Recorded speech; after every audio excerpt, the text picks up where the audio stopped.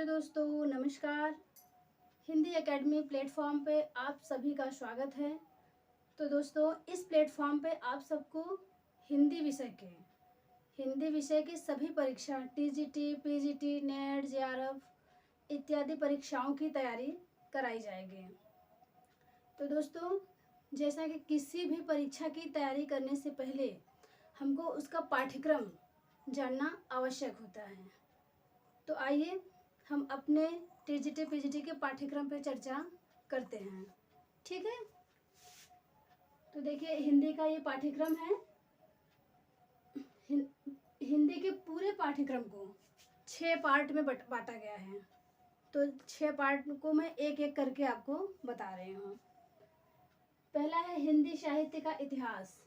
हिंदी साहित्य के इतिहास को में कुछ विभिन्न काल भागों में बांटा गया है।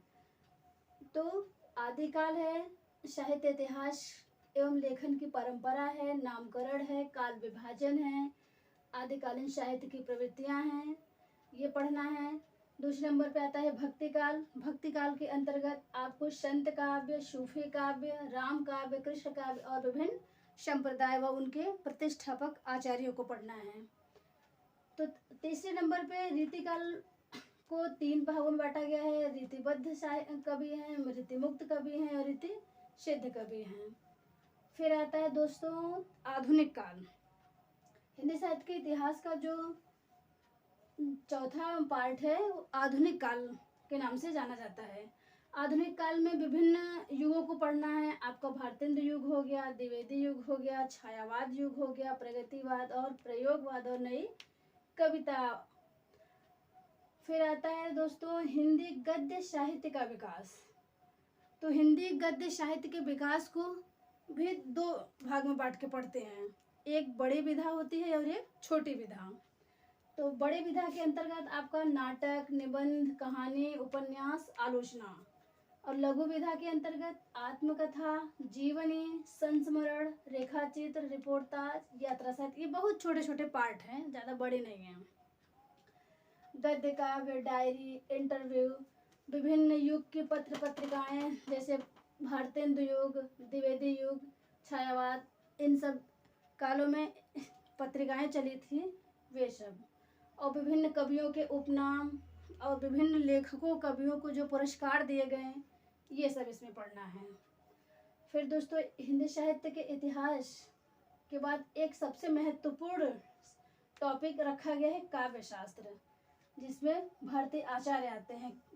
काव्य शास्त्र के अंतर्गत आपको काव्य के लक्षण पढ़ना है, काव्य प्रयोजन पढ़ना है, काव्य हेतु पढ़ना है, रस के अवयव और छंद, अलंकार, काव्य गुण, काव्य दोष, शब्द शक्ति, विभिन्न संप्रदाय। तो दोस्तों अगला पार्ट है सामान्य हिंदी। सामान्य हिंदी के अंतर्गत वर्णमाला, संधि, समास, विराम चिन्ह, संज्ञा, सर्वनाम, क्रिया, विशेषण, वचन, अव्यय, निपात, कारक, लिंग, उपसर्ग, प्रत्यय, शब्द रचना, तद्भव, तत्सम, अर्ध तत्सम, देशज, विदेशज, संकर, अरबी, फारसी, तुर्की, पुर्तगाली, यानी जो विदेशी शब्द के अंतर्गत आते हैं, अरबी, फारसी, पुर्तगाली सभी शब्द। रूढ़, यौगिक, योग रूढ़, वर्तनी, वाक्य शुद्धि, पर्यायवाची, विलोम, एकार्थी, वाक्यांश के लिए एक शब्द, समान उच्चरित वाले शब्द और समभिन्नार्थक शब्द। फिर अगला है भाषा विज्ञान। भाषा विज्ञान के अंतर्गत आपको पढ़ना है हिंदी भाषा का उद्भव और विकास, क्षेत्र, उपभाषाएं, विषमताएं, बोलियां, हिंदी की शब्द संपदा, देवनागरी लिपि, नामकरण, विकास, त्रुटियां, विशेषताएं, सुधार के प्रयत्न। फिर दोस्तों 5वां टॉपिक आता है आपका संस्कृत साहित्य।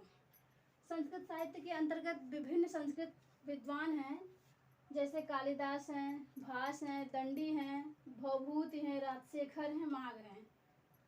इसी में आपके एक लोग और हैं, भवभूति का नाम लिखी हूँ, राजशेखर, जयदेव।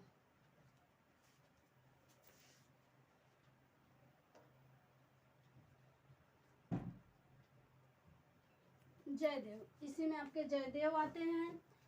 और संस्कृत व्याकरण में आपको पढ़ना है रूप, धातु, अनुवाद, वाच्य, संधि, समास, कारक। तो दोस्तों संस्कृत व्याकरण में आपको रूप बहुत याद करने हैं, पढ़ने हैं, बहुत इम्पोर्टेंट हैं इसमें रूप पढ़ना। तो आज मैं अपने यही पूरे सिलेबस को समझाई हूँ आप सबको। आप लोग पढ़ लीजिए। अगले वीडियो में टॉपिक वाइज आप सबको वीडियो दूंगी। तब तक के लिए धन्यवाद।